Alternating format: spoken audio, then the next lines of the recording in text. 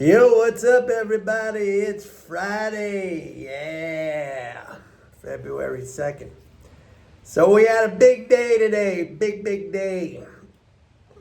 And again, it was another one of these days, man, where you just saw the monetarist zombies chopping themselves up, man. Chop, chop, chop. It's like death by 1,000 cuts. Like, it's just fascinating watching these people. So this morning, we had a much stronger than expected payroll report, it was up like 350 or 380,000, like huge. I think they were looking for like a 180,000 gain. And so what do you think the monetarist zombies did? Yes, of course, they sold that. How many times have I said to you guys, I mean, they obviously don't understand this, but you don't sell the stock market on good economic news. The stock market follows the economy, not the other way around. But it's just baffling to me how most people think it is the other way around, but it's not. The stock market follows the economy. If the economy is expanding, that generally leads to higher corporate profits and higher earnings by people, wages, salaries, stuff like that. And that just keeps the whole thing going.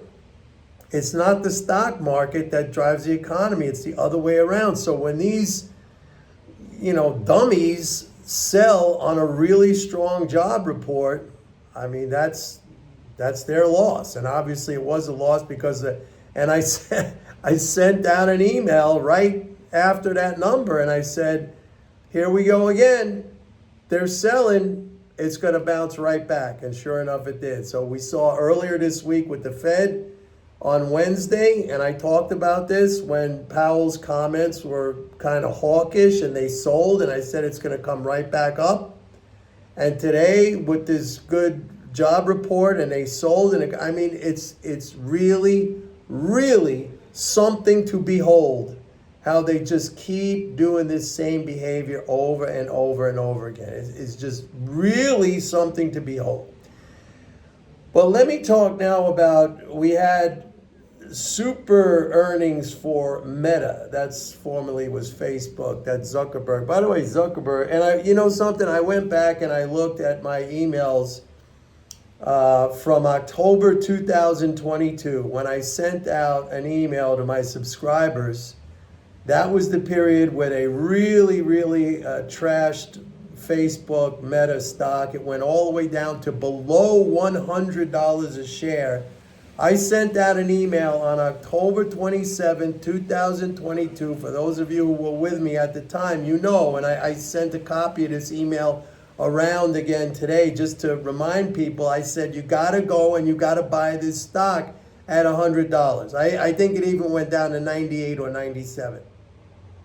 Okay, and now it's like, what is it, like 500 or close to 500 or something like that? And Zuckerberg, who had lost, I think he lost like something like 100 billion in wealth. I think his wealth went down from like 120 billion to like 40 billion. So he lost like 80 billion. He's right back up there. I think he's back up there, number 3 or number 4 right now, like with 160 billion. So, and the funny thing is that back in October 2022, you had Wall Street firms, and this should not be surprising, because I talk about this all the time. Wall Street firms who were downgrading the stock. And I've done numerous videos on this subject of Wall Street analyst downgrades. Another one that stands out to me now that I recall, which I acted upon and which I sent emails around, that was the JP Morgan downgrade. I forget when that was. That might have also been in 2022 when they downgraded the stock when it was at 109. Now it's like at like 180. Okay, and I said back then, you got to buy on that downgrade. You must buy on that downgrade. So, I mean, this is I've said this before, and I'm not trying to get cocky, all right, because I'm going to qualify what I'm about to say. This is an easy game. The hard part, or I should, let me take it back. This is a simple game, investing. The hard part is the discipline, the self-control, controlling your emotions, the mental aspect. But as far as operating in the market, and it's not like you have to have years and years and years of experience. I mean, I said yesterday that one of the strategies you could use is simply going against these monetarists. But a better strategy is to, very simply, to follow these big name companies who are dominant in their industries, who are leaders in their industries, companies that are profitable. You don't have to find the next Google or Amazon or Apple. I mean, Warren Buffett made all his fortune investing in very, kind of blue chip, boring stocks. You could do the same thing, but you wait for times when investors panic and sell these stocks down, because that happens all the time. I just gave you two great examples, JP Morgan and Facebook and Meta. You don't need a lot of stocks in your portfolio.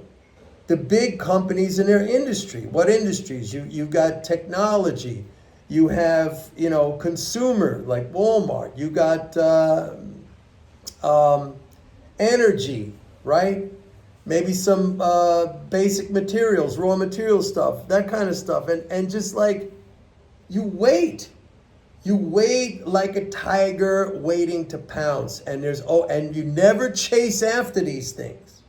You know what's happening right now, of course. What's happening right now is this, at least a part of what is happening right now is this FOMO rally, this fear of missing out.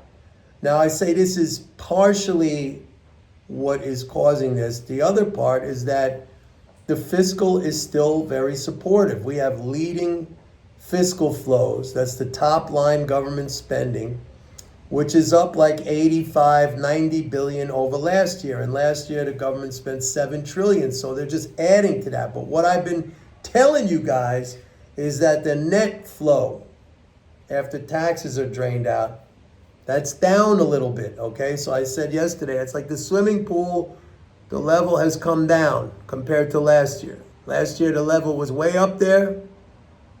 It came down a little bit so far this year. It didn't come down like in 2022 when they practically nearly drained out, half the pool. Now it's a very small percentage down, okay? It's still down. I used the analogy yesterday. If you're riding your brakes in your car going downhill, your brakes are going to heat up and they're going to fail at some point. So I'm watching that very closely like a hawk. But right now, I can't ignore those top line flows. Over 7 trillion, on track to go over 7 trillion. I mean, think about that. When Trump was president, and that's, not too long ago, okay? That was, let's call it before the pandemic, because the pandemic really ratcheted up. So like in 2018, 2019, we were doing 4 trillion top line. When George W. Bush was president, okay, we were doing 2.5 trillion top line. Now we're doing 7 trillion top line. And people are like, why is the market going up? Why is the economy still strong? Because you got to just look at this stuff. How many times have I told you, this is the first derivative of everything. Everything. It all hinges off of this. Okay? Everything is connected to this. So just think about it. George W. Bush, the government was doing 2.5 trillion top line. By the time Trump came in, it was like 4.5 trillion top line. Now we're doing 7 trillion. I mean, we're almost talking about a doubling of that. I mean, it's enormous. It is absolutely enormous. But it's baffling. The whole thing is baffling to the monetarists. And I just, I've said it so many times, I just love seeing this. It's comical, it's entertaining. It's so much fun watching them flip-flop around and flounder, and they see a strong job number and they get all bearish and negative and scared, and they sell, and it goes right back up in their faces. And believe me, I used to do the same exact thing in the early days of my career. In the early days of my career, and that even includes going back to days when I was a floor trader, I would do like all of these people are doing right now. We'd sit there in the pits, waiting for the market to open, and we'd be looking at back then on the exchanges, there'd be like a ticker tape, a news ticker tape coming by with, let's say, some really important economic data that was about to be released at 8:30 Eastern time, and we're all standing there in the pit, looking up at that ticker tape, and as soon as it came out, like let's say it would be a CPI, the big number back then when I was a trader used to be the trade balance, the trade deficit. For some reason, that was like that. You know how the job number today pushes everything around, or a Fed meeting. Fed meetings back then, like nobody paid attention to them at all. Funny thing is, we used to look at the money supply every Thursday. It used to come out, and it was like, and that was after the close of the day. And we'd all be standing around there too, like looking at the screen, what's the money supply? And then if it jumped up, then we like, oh my God, I got the wrong position on coming in to trade tomorrow morning. Or if it went in our favor, we'd be like, yeah, I'm gonna have a it was just different. But I'd sit there too, like everybody. We would sit there in the pit and we'd be staring at the news ticker, waiting for that whatever. Well, let's say it was a trade deficit. It would be like, as soon as it came out, everybody would do the same thing. We'd buy or we sell based on that. And then like 10 minutes later, it would come right back into our faces. I never made any money doing that. And by the same token, I never really made any money being a contrarian, which was the right thing to do. And that's because I didn't know how to sit and wait. I had no patience. Folks, if you're struggling with this, let me just tell you, I've been in this game a long, long time. It took me a long, long time to develop these skills. So don't get down on yourself. Don't feel like, this is not for me. Don't get down on yourself. Anything that requires a mastery takes time.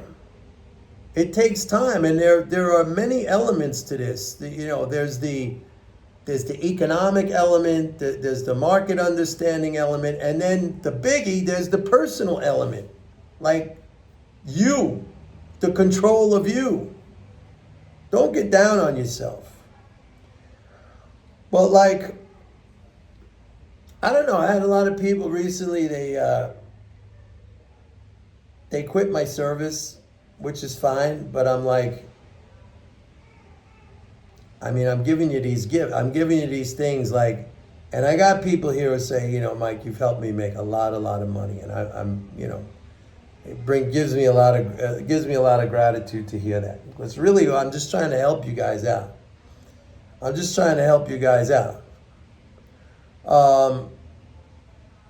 But like I've said it, like the stock market is an amazing, amazing wealth generating mechanism.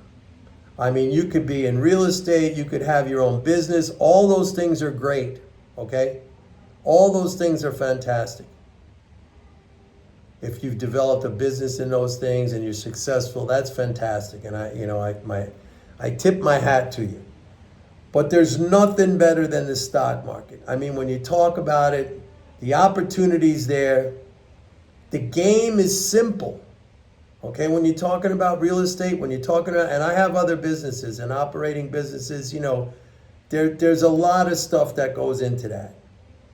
You got employees, you have other issues, you maybe have regulatory issues, you have, there's a lot of things that go into that, okay?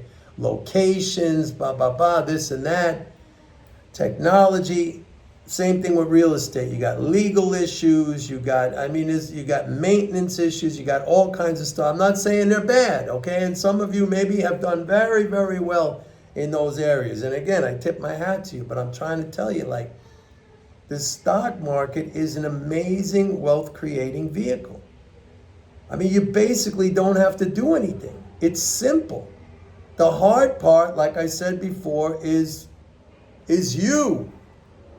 working on you. And a lot of people make the mistake of, when it's not working out for them, they make the mistake of putting the blame on the stock market or saying like, well, I'm going to focus my energy somewhere else because that's going to be better. It's not going to be better. It's not going. If you have these traits, impatience, highly emotional, lack of discipline, right? I mean, those are traits that are going to permeate anything you do in life. I'm sorry, but that's just the truth, man. Success comes from discipline, from patience. I mean, these are just common, understandable traits that lead to success. And again, they're not easy to develop. They're not easy to develop. It takes commitment. That's the other thing. I see a lot of people lack commitment. Nothing gets done without commitment. Nothing gets done without commitment. If you don't have commitment, you're going to quit. And a lot of you that I'm talking to right now, you know what I'm talking about. If you don't have commitment, you're going to quit. And that's no good. That is no good. So, what can I tell you?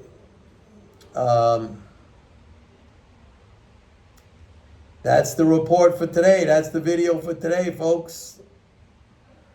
I hope you had a good day and stay committed. Stay committed and develop those traits. And watch those monetarist zombies. At least get some entertainment out of it, man. At least. All right, folks. Have a good one. Bye.